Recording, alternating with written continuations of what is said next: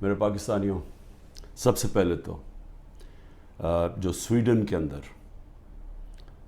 قرآن کی بے حرمتی کی گئی آزادی رائے کے نام کے اوپر، میں چاہتا ہوں کہ ایک زندہ قوم جو کہ اپنے دین سے پیار کرتی ہے اور جو اللہ کی کتاب، وہ ہمارے دلوں میں اس کی عزت ہے، اور اللہ کے جو ہمارے پیغمبر ہیں نبی صلی اللہ علیہ وسلم، ان کی عزت ہے، تو جب اس طرح کی چیز ہوتی ہے تو ہم ایک زندہ قوم کی طرح ایک پرامن طریقے سے ضرور بتائیں، پیغام پہنچائیں کہ ہمیں اس کی تکلیف ہوئی ہے۔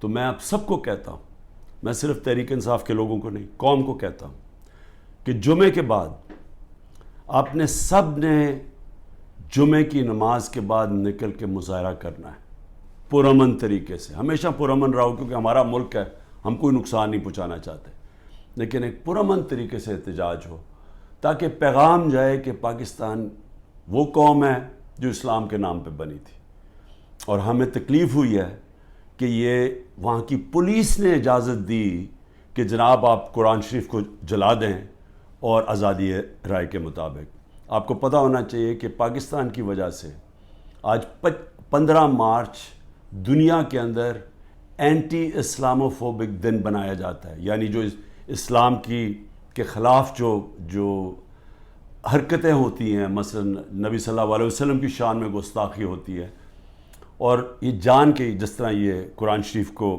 جلایا گیا، اس کو یہ اسلاموفوبیا کے اندر آتا ہے۔ تو ہماری وجہ سے یونائٹڈ نیشنز میں 15 مارچ کو اس اینٹی اسلاموفوبیا دن بنایا جاتا ہے۔ تو اس لیے ہم سب کو جمعے کے بعد نکلنا چاہیے اور پرامن طریقے سے احتجاج کرنا چاہیے۔ دوسری چیز،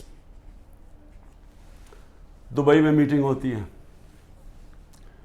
پاکستان کے بڑے بڑے منی لانڈرر کا مطلب جو اس ملک سے پیسہ چرا کے باہر لے جاتے ہیں۔ جو سب سے بڑا مسئلہ پاکستان کا کیا ہے کہ ہمارا روپیہ گرتا جاتا ہے ڈالر کے مقابلے میں۔ تو جب آپ ڈالر یہاں سے خرید کے باہر بھیجتے رہیں اور چوری کر کے باہر بھیجتے رہیں تو وہ ڈالر کی کمی ہونی ہے، اور جب ڈالر کی کمی ہوگی تو روپیہ گرتا جائے گا۔ اس کے علاوہ بھی ہم نے ایکسپورٹس کے اوپر زور نہیں دیا، کبھی کسی نے توجہ ہی نہیں دی کہ ہم اپنی آمدنی کیسے بڑھا سکتے ہیں۔ ہندوستان کی آج جو ایکسپورٹس ہیں، یہ ذرا سمجھ لیں، 600 ارب ڈالر کے قریب ہے۔ پاکستان کی ہمارے زمانے میں ریکارڈ ایکسپورٹس تھی 33 ارب ڈالر، ریکارڈ تھی، وہ آج اس سے بھی کم ہو گئی ہیں، 13% گر گئی ہیں ایکسپورٹس۔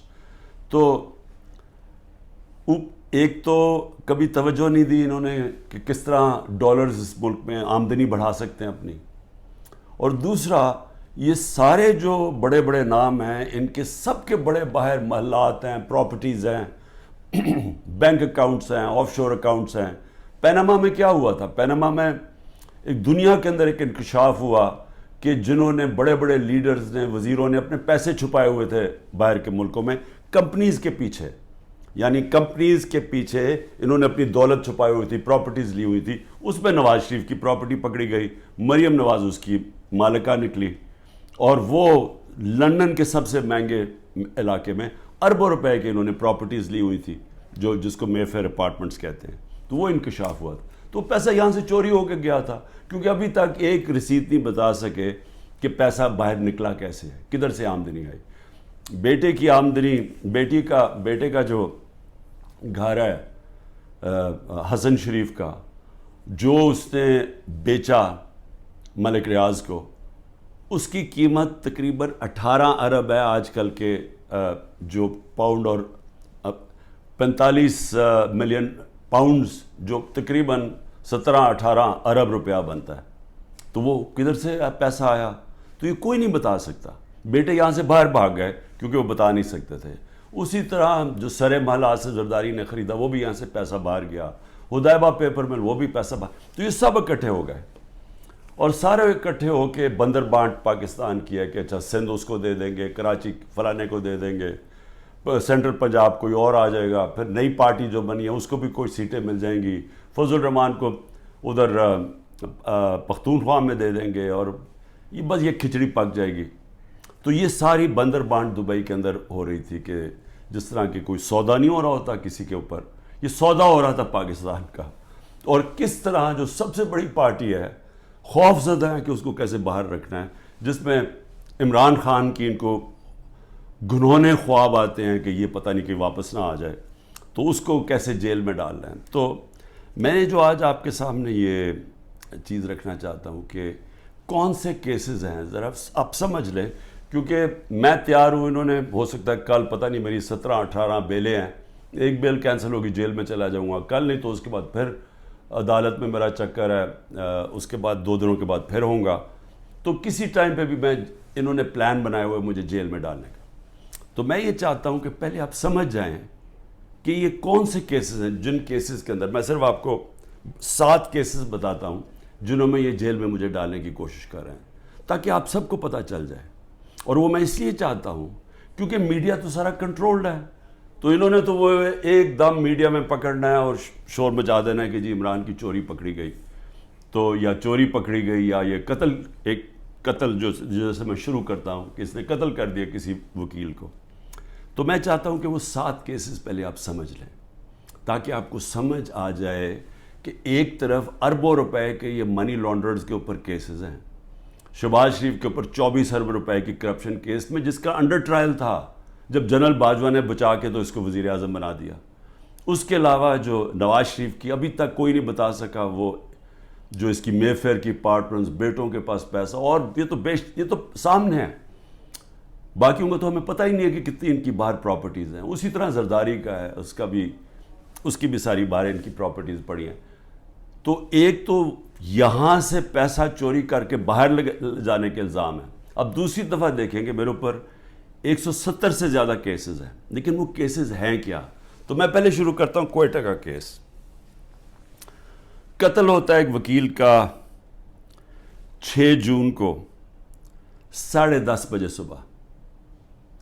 اب وہ یہ سمجھیں کہ مجھے اس کیس کا پتہ ہی نہیں ہے, یہ کوئی کسی وکیل نے میرے اوپر کیس کیا ہوتا ہے کوئی غداری کا, وہ یعنی اس کا کوئی مجھے نوٹس ہی نہیں آیا, مجھے پتہ ہی نہیں اس کیس کا.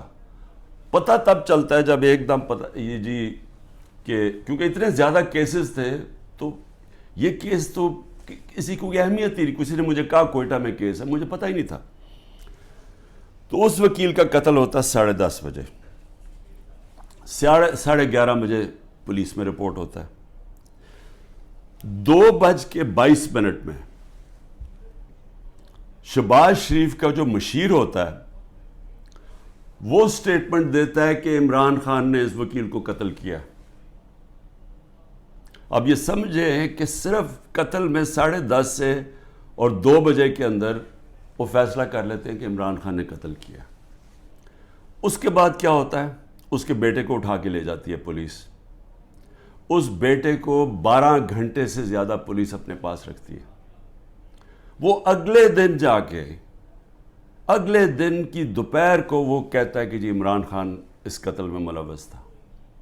لیکن پھر کیا ہوتا ہے, اس کی جو بیوی ہوتی ہے, وہ جو دوسری بیوی ہوتی ہے, وہ کہتی ہے کہ فیملی کے لوگوں نے قتل کیا اس کو.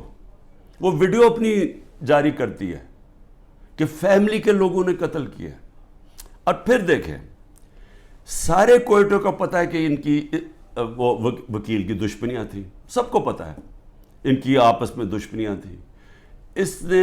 اسی وکیل نے جا کے ہائی کورٹ کو کہا کہ مجھے سبی میں نہ کیسز مجھے دو, کیونکہ میری وہاں جان کو خطرہ ہے, میری دشمنی ہے.